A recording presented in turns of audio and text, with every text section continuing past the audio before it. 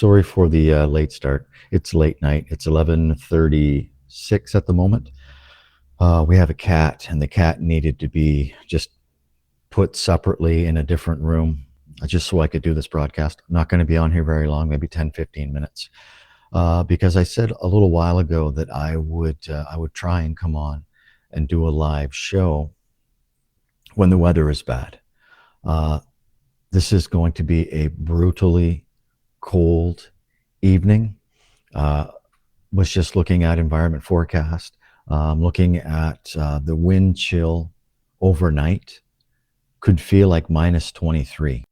With the wind chill, could feel like minus 23. Now I know those conditions are taken out at the airport,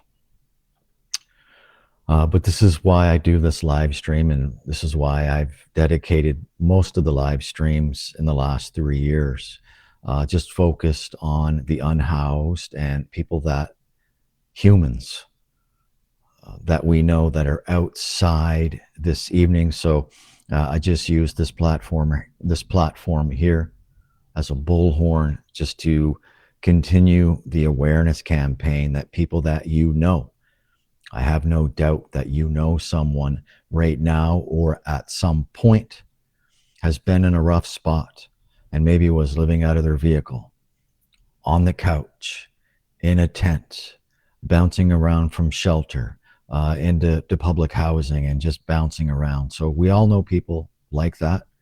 And unfortunately, I have met dozens and dozens and dozens and dozens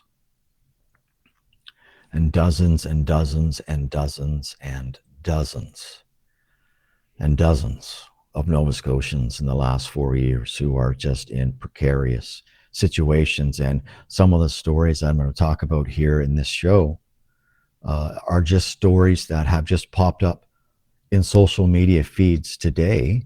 And you can do your own research as I talk about the stories. But again, just going back to the weather, we had a snowstorm here. Well, some parts of the province did receive significant snowfall, which brings me to my first point. And I've never traveled this pass in the wintertime. I may have only traveled this particular stretch of highway that connects New Brunswick and Nova Scotia, the Cobequid Pass.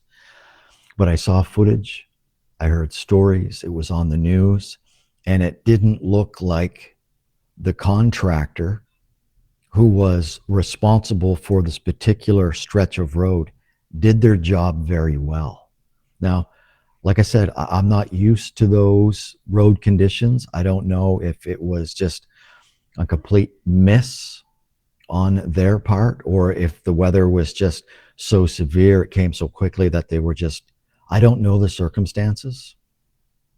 Maybe someone else can fill in the blanks. But what I took away from it, and I could be completely wrong here, feel free to voice your opinion as well in the comments.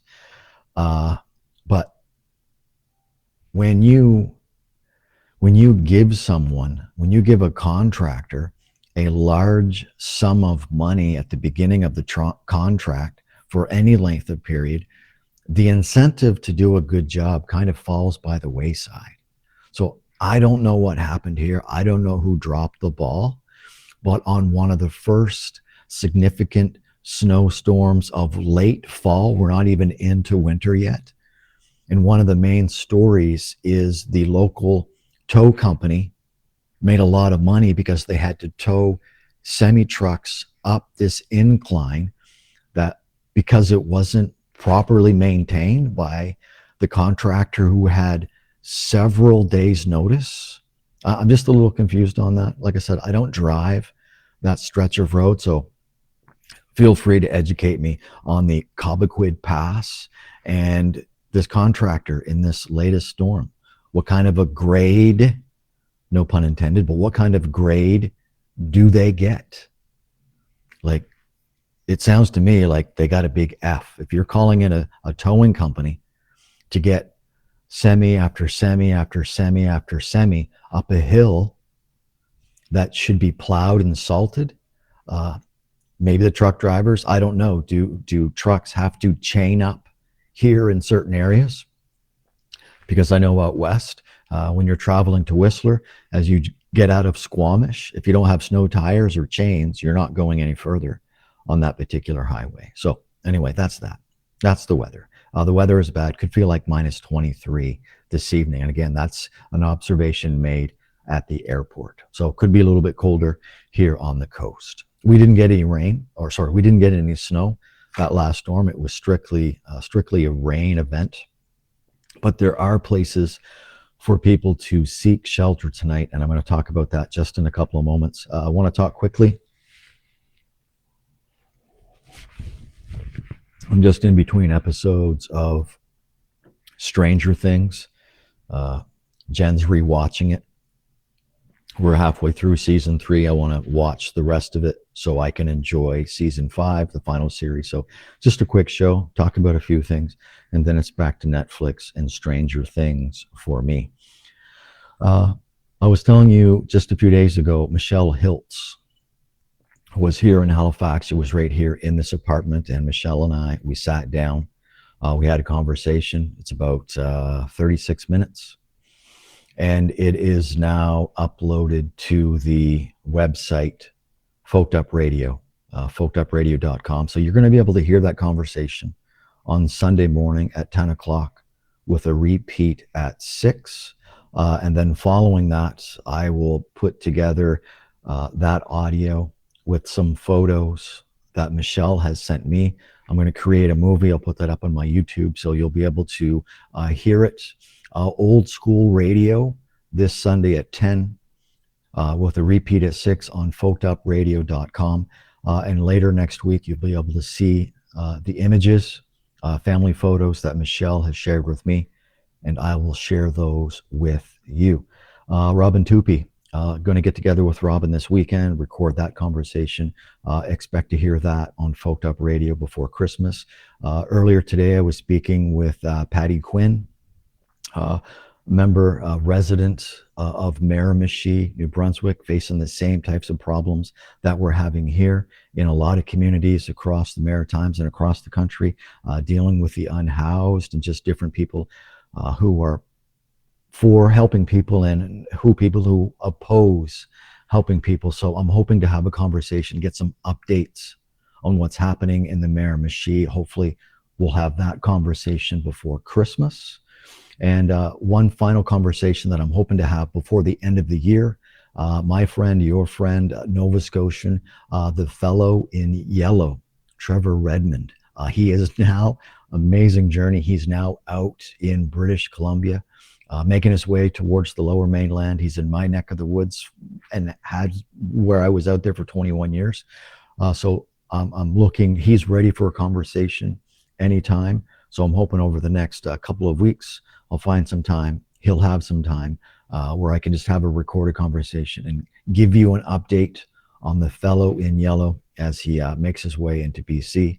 Going to go to Vancouver Island, go and just put his feet in the Pacific Ocean, like he started off his journey here.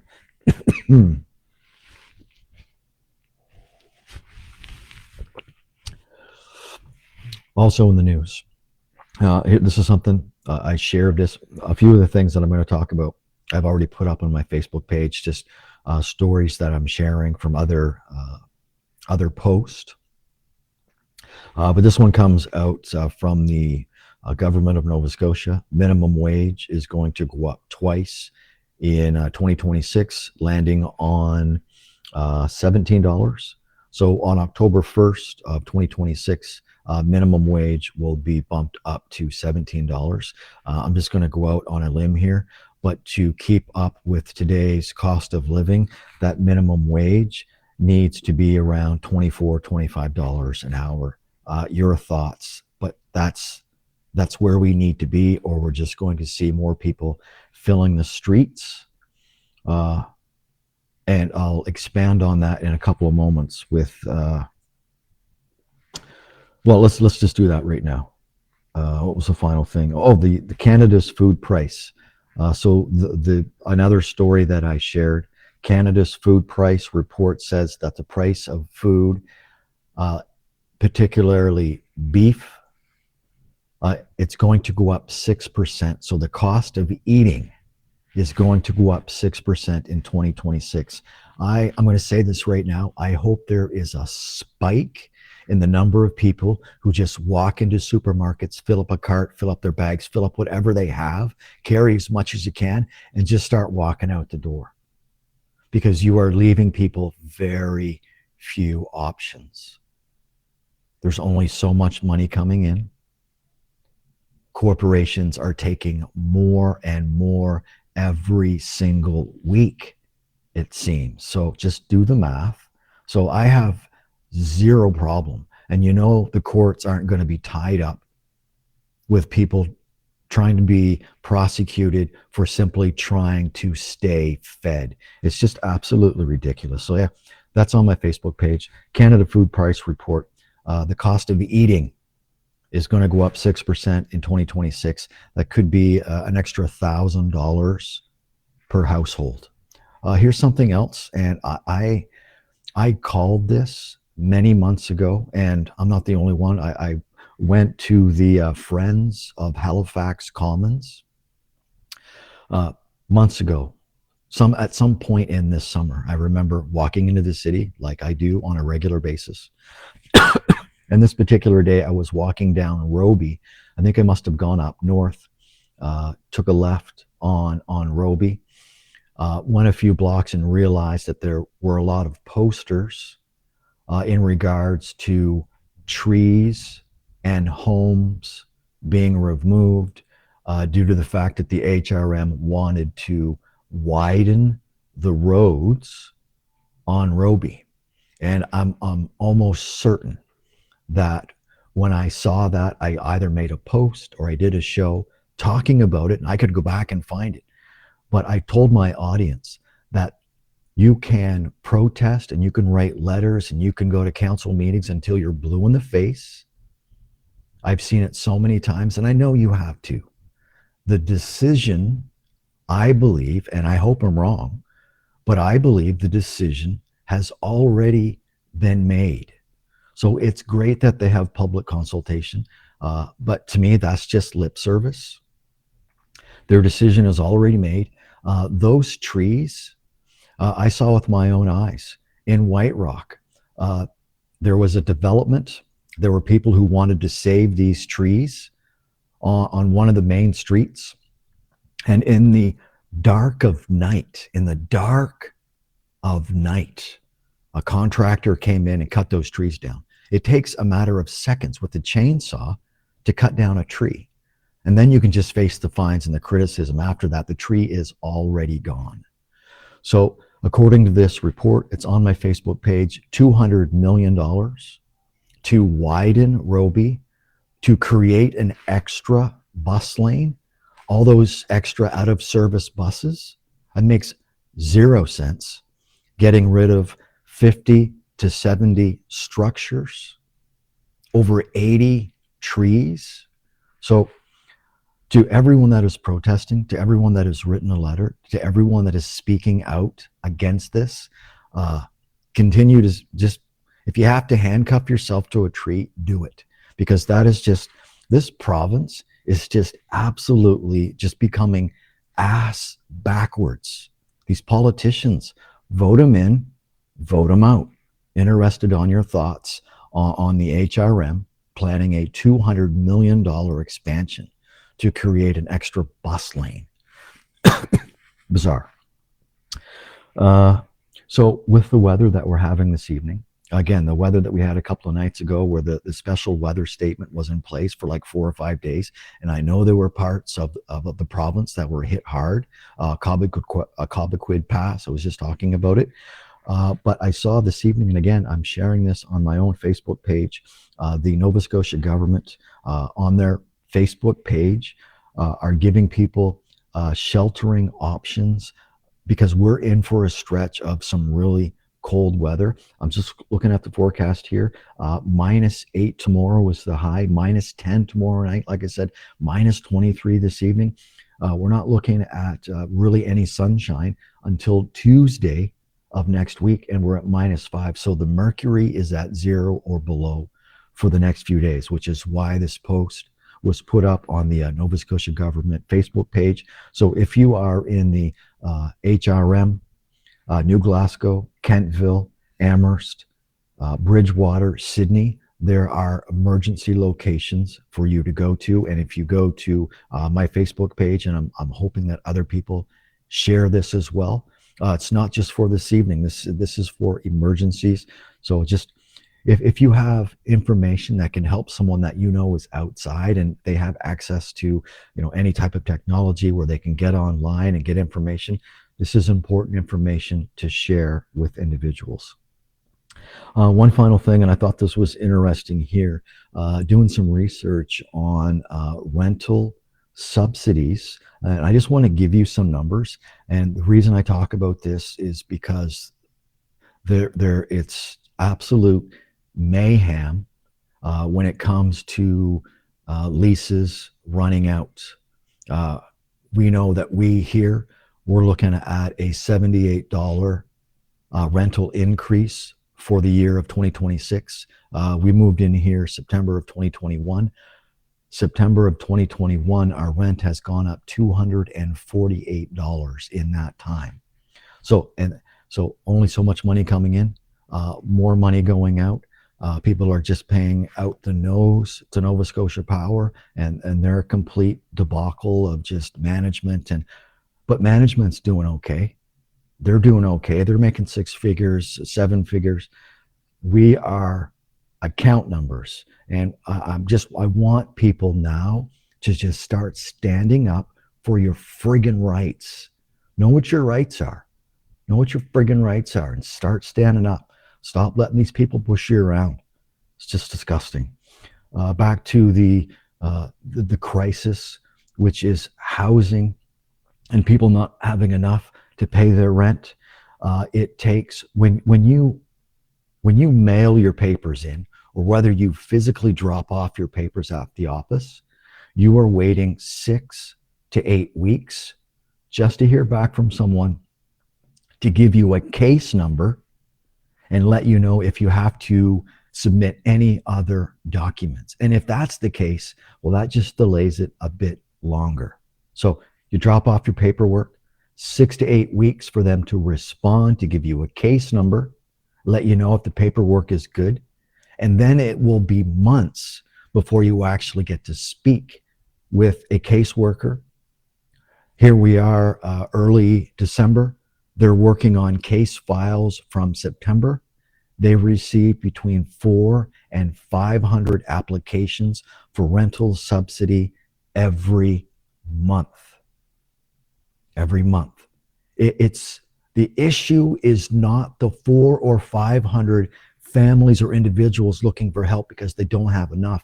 It's the government that's not paying us enough to work our asses off.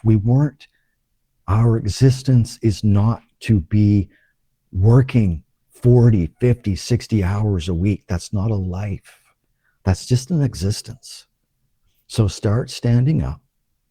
Start standing up to the corporations that are slowly starving people or driving them to become thieves because they have to eat. It's just absolutely incredible how, and I try to change the narrative, but today was just an overwhelming day of just, what? 6% increase to eat, wasteless $200 million to widen roads and tear down homes, historic homes built by people who showed up here originally. Heritage, history. You want to tear it down to widen the road for a bus. Whoever's making these decisions, vote them in, vote them out. Like, if you can't get your shit together and a year of being on any type of council, you probably shouldn't be there. And it was probably luck he got in. Unbelievable. Unbelievable. Anyway, that's my rant. Just before midnight, we're getting ready for the 5th day of December. And just, again, let's think of the hundreds and hundreds and hundreds and hundreds and hundreds of humans that are outside this evening. Just absolute neglect of duty, just a neglect of humanity on everyone that has the power to immediately get these people off the street. We have months and months and months to build and build and build, and here we are getting in ready for another winter. And I personally know people that are getting ready for their 3rd winter. Make that make sense to me. You can't. So less flapping of the gums and action. We just want to see action. That's all. That's all we want to see. Okay, that's it for me. Notes are done. Back to binge watching Stranger Things season 3. Don't tell me anything about season 5. I don't want to know. Be safe out there. Much love to you. My name is Matthew, and you are currently caught up in the moment.